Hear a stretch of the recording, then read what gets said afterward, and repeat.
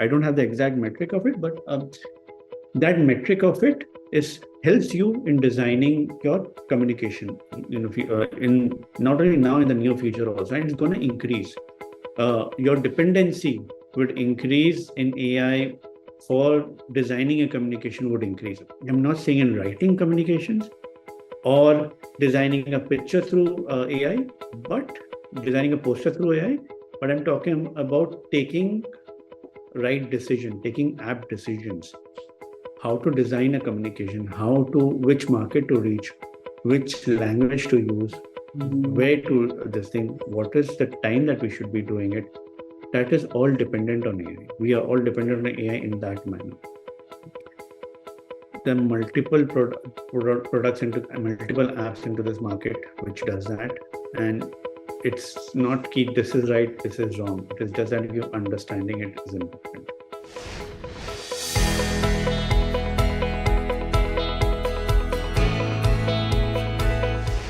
So basically, I started my career with a startup. I started my own brand, which I've done from scratch, building it up from an agency which I started, which I ran for around 4 to 5 years, where I handled 70 odd clients, where majorly it has been a mix of different genres of customers and everything, clients that I had.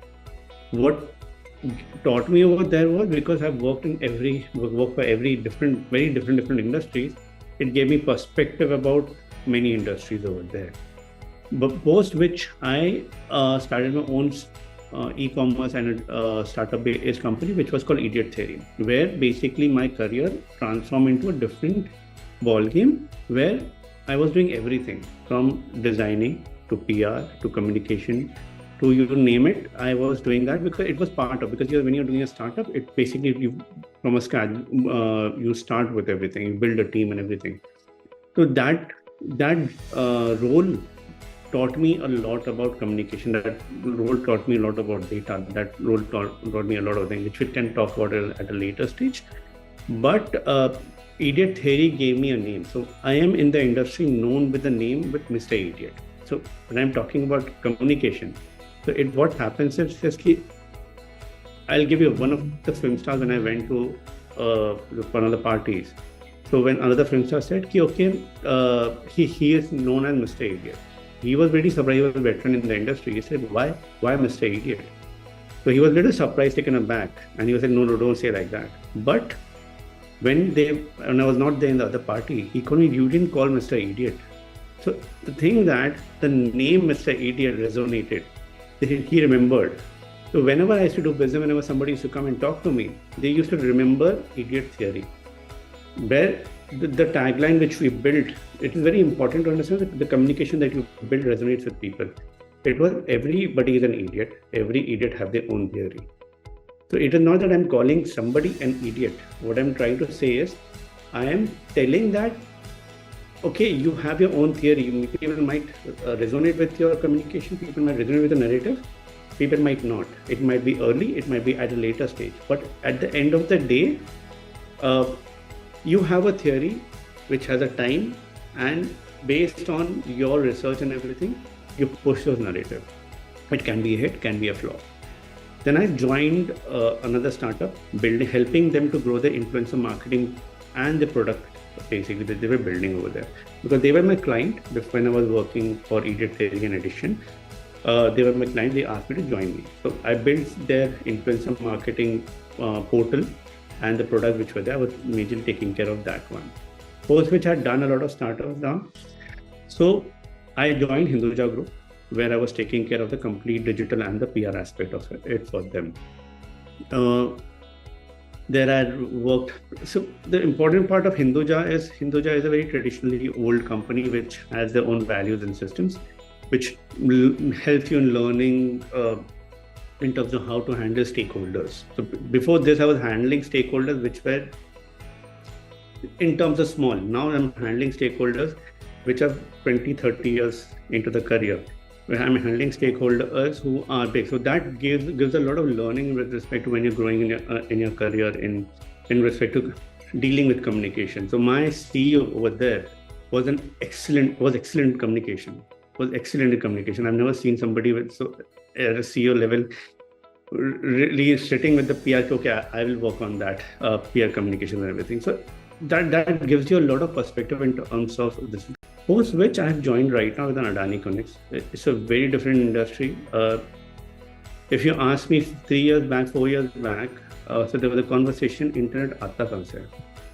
Like, you know how electricity is built, but many people still, if you go on the road and ask them internet aata kahan se, people don't know still.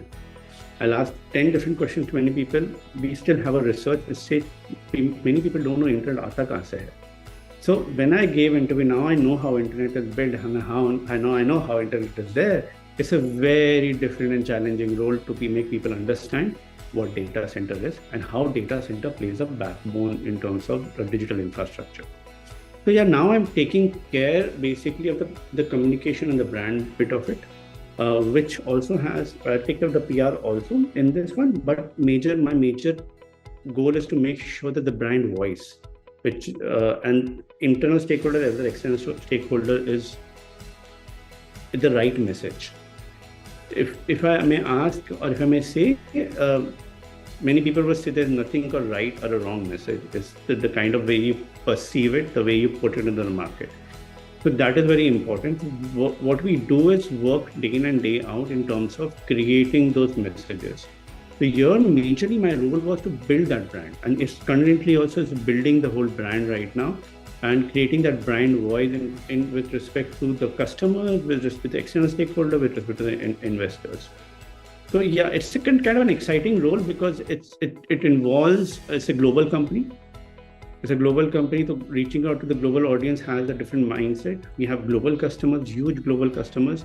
Their mindsets are different. So yeah, this role is majorly challenging in terms of, and one more challenging thing about this role is when you're designing a campaign, when you're designing communication, how much can you talk about data center and how well you can talk about data center. Okay. So it is very interesting with respect to how data center changes your life. It's the story that we on a daily basis try to communicate to the world.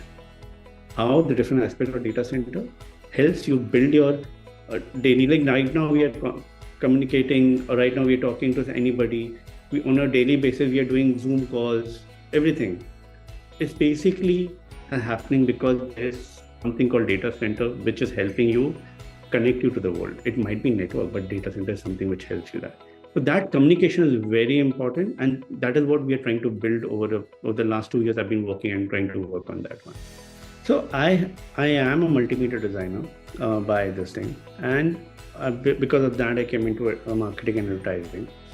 After a period of time, I realized that in this world, data is very important. So I had done a course called Business Analytics and Business Intelligence. That taught me how to study a data, how to understand the data, based on which you take decisions.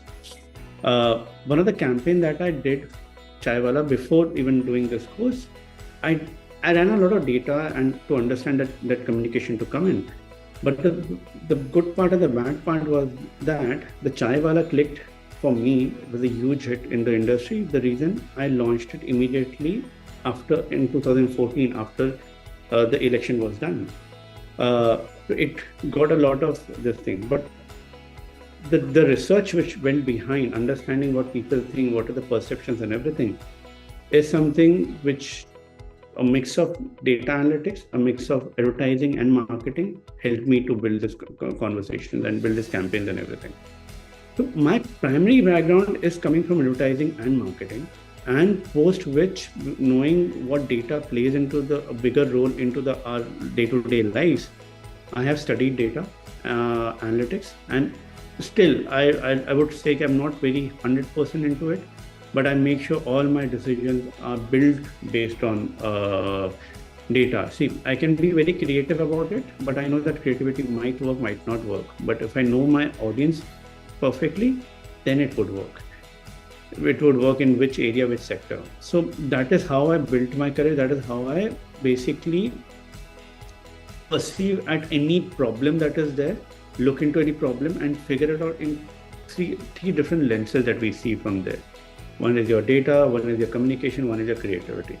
So all those three just come together to create a good communication campaign basically.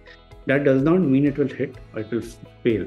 It all depends on how you launch, where you launch, and how your audience perceive it.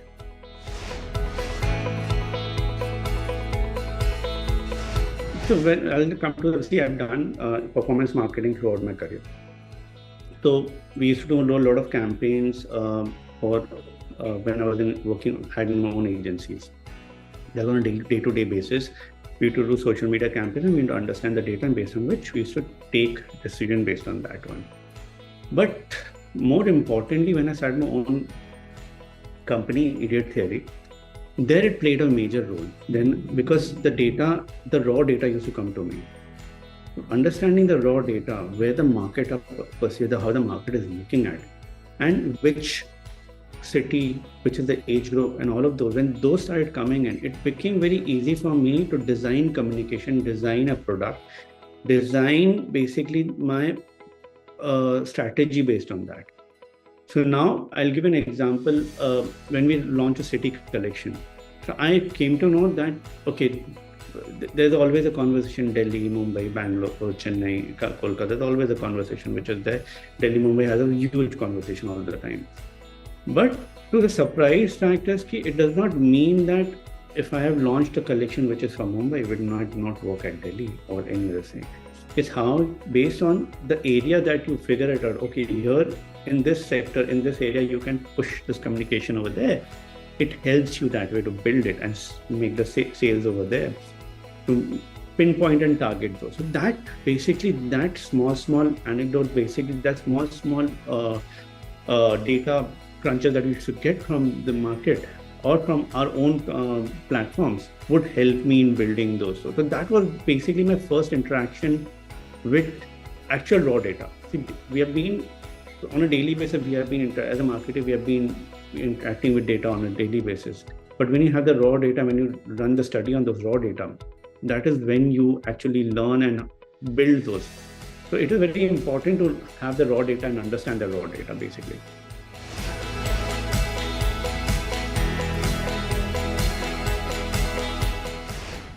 So see, I'll give you two things basically, with two different industry I'll talk about.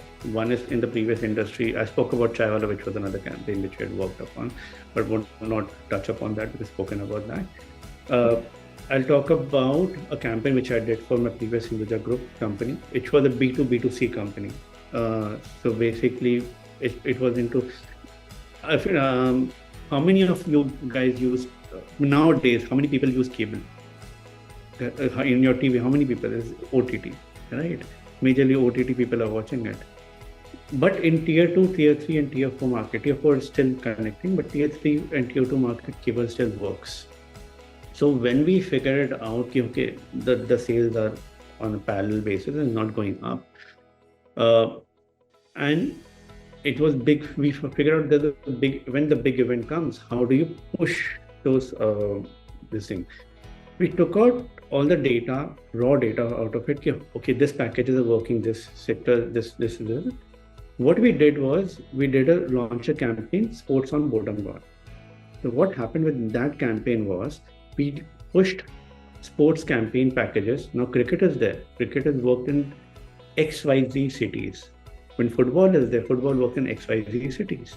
So we launched those campaigns in XYZ cities, cricket going in across the country, football in only major footballing cities which would watch it. So we have those data.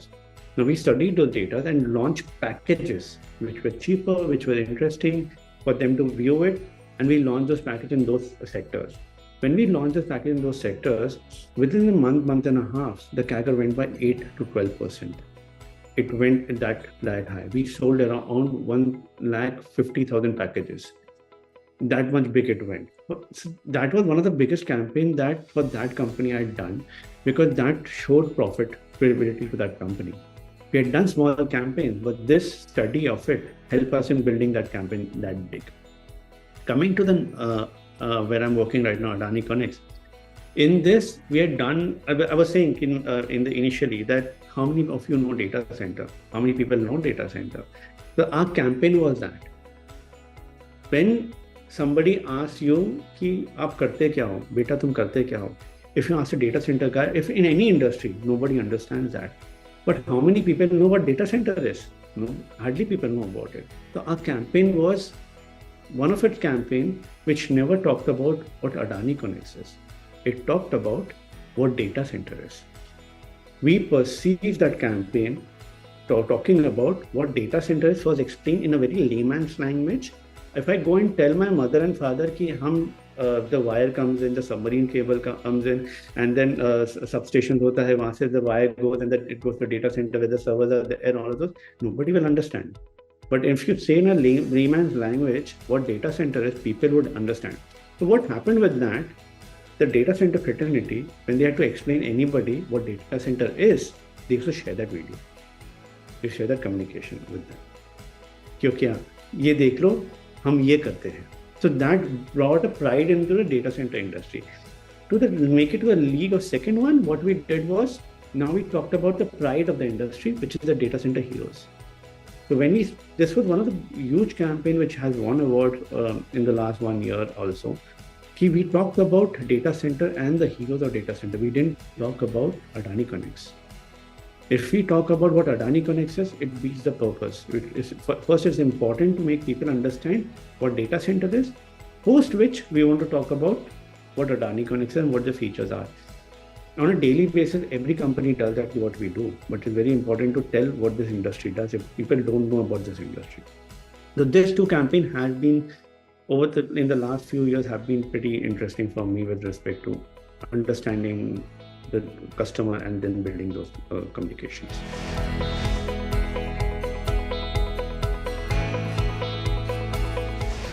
So see, I'll tell you the second one, which basically right now we are working. So data center fraternity is very small. Okay. It's very important whom you reach and how you reach. Okay. So it cannot be a massy campaign. It cannot be a massy communication. It has to be a very targeted audience. It has to be a very targeted audience. So how we build this campaign is from the starting is to the communication in such a way that it's a very targeted communication. It's a very targeted communication with respect to your showing the data also, showing the communication also to that particular targeted audience, because it is very important. They know it. What is data center? The world can know about it. But what data center features are there, or what we are doing to make it a state-of-the-art data center across India is very important at this point of time. So we have a very strategic targeted audience and we will work on that manner. In Chaiwala also what we did was, we knew who will resonate with Chaiwala. We knew at 2014 who will connect with Chaiwala. So it was very targetedly done. Influencers were called in to talk about it. We went to colleges. We asked the kids to wear those outfits and be there. We knew exactly which city, which area, which country would work that charm. See, Chaiwala was something which can work abroad also because of the word Chaiwala. Because the fan following in US, UK, everywhere it is there. So we published those one based on, because that metrics was important for us and we understood that. That's how Chaiwala grew my business by 370%. 370%, that one collection could take it to that level because that metrics was there with me to understand whom to target. We started talking about AI right now over the past few years, but AI has been there for a long time. People have been working on it, and I have been. In my career, I don't think so, like 70% of my career I've worked on AI. The AI presence, I felt that AI presence over there. Now that it's been more talked about, now that because of few products which has come into the market, which has created a ripple into the industry, and that is how we are talking more about AI. But it does not mean that AI didn't exist. AI did exist from the longest time, how much I remember. But see, when you talk about in the marketing field or advertising field or a PR communication, this thing, AI plays a huge role, because see, I can create communication, I can design communication, but I need data. I need AI to tell me. I need AI to. There are application which helps me tell the sentiment analysis, that helps me in predictive analysis, that tells me monitoring what is happening in the market. Now, supposedly, I launch a PR. Okay, many people think, "Ye communication hai, let's launch a PR and we will see what will happen after that, and we have done a job." Okay, but monitoring the PR, based on the monitoring of the PR, how do you launch your next PR is also important. What is the sentiment analysis into the thing? What is the engagement rate happening? Which cities have you pushed it? Which regions have you pushed it? Which languages have you pushed it? And all of those. So that study, okay, can do it manually, but I cannot go to a Kolkata or a Chhattisgarh or a Jammu Kashmir. This language, what do you think? It will obviously come from the online portal. It will obviously, my online portal will tell the sentiment. It will, at the day and age, they will only, so it's been 1980s or something like that, would have been very different. But now, right now we are in an age of digital revolution, where more than your newspaper people read, I suppose, is that online people read it. I don't have the exact metric of it, but that metric of it helps you in designing your communication. In not only now, in the near future also, and it's going to increase. Your dependency would increase in AI for designing a communication would increase. I'm not saying in writing communications or designing a picture through AI, but designing a poster through AI. But I'm talking about taking right decision, taking apt decisions. How to design a communication, which market to reach, which language to use, where to this thing, what is the time that we should be doing it. That is all dependent on AI. We are all dependent on AI in that manner. There are multiple products into multiple apps into this market which does that, and it's not key. This is right, this is wrong. It is just that you understanding it is important. So yeah. So if you ask me, in the next 2 years, the dependency on AI would increase, but for the good. But how do you use it is very important. That is the key factor of it. If you use AI for designing, a communication, then it's a different ballgame altogether. But if you're using AI to help you design your target audience, if you use AI to help you tell what is the sentiment into the market and predict that, and based on which you take app decisions, that is more important. Rather than using it as a tool to making your workload lesser or designing that communication or visual communication or a static communication or even text communication. I'm not a very big fan of doing that. I'm a fan of using that analysis to help me design that communication. If you ask me, metric-wise, yes. Writing-wise or designing a communication, no, I'm not a very big fan of that. But that's my personal choice. I'm not going this. That's my personal choice. Many people have their own choices they can.